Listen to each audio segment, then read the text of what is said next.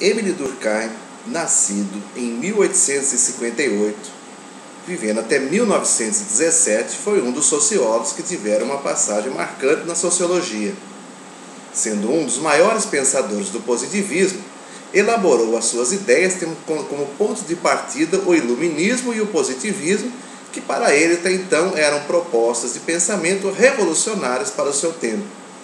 Os homens constituíam uma massa desorganizada que deveria ser organizada pela burguesia, pois somente elas teriam condições de superar o conflito com o modo de produção feudal e conduzir a humanidade ao progresso científico.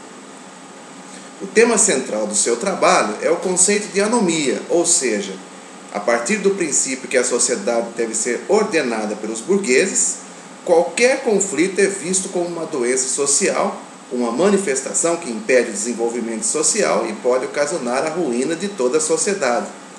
Sendo a sociedade um organismo biológico funcional, em que a saúde representa o bom funcionamento de todas as partes para o bem do capitalismo, Durkheim defende que o trabalho na mesma deve possuir sempre uma função social. A divisão social do trabalho possui uma função moral. Um exemplo é a educação. Para Durkheim, a mesma tem um papel considerável em nível de construção de uma moral. Ou seja, ela deve ser um mecanismo através do qual as antigas gerações devem transmitir às novas gerações as normas estabelecidas e existentes na sociedade.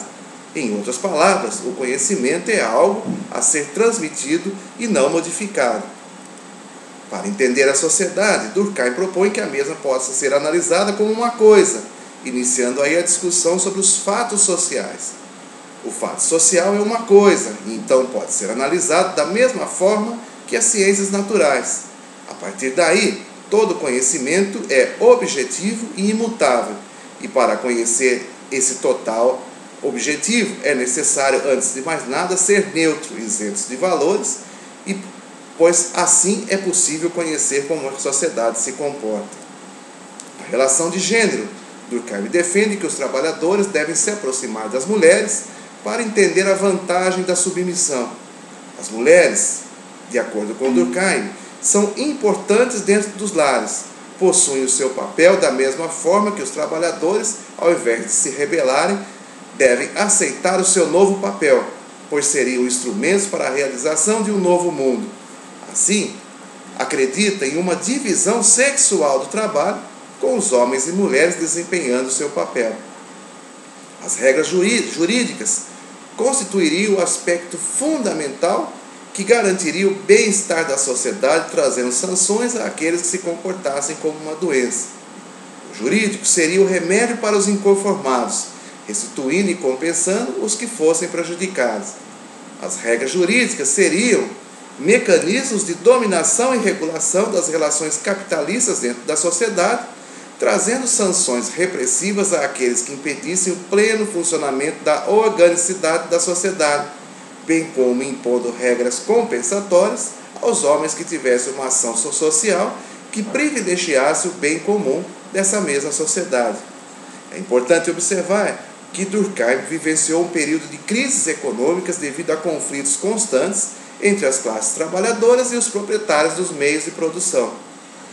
Acreditava que a crise, em crítica radical às ideias socialistas do seu tempo, eram proporcionadas por ausência de moral, ocorrendo fragilização econômica em todo o seu período. Ele via a sociedade como um fim e a fonte da moral. Encarava a moral como social, visto que para o mesmo ela pressupunha a associação humana, impondo regras e obrigações sociais aos indivíduos. Podemos afirmar que para Durkheim a função da sociologia era buscar soluções para os problemas sociais, favorecendo a normalidade da sociedade, convertendo-se em técnica de controle social e manutenção do poder vigente.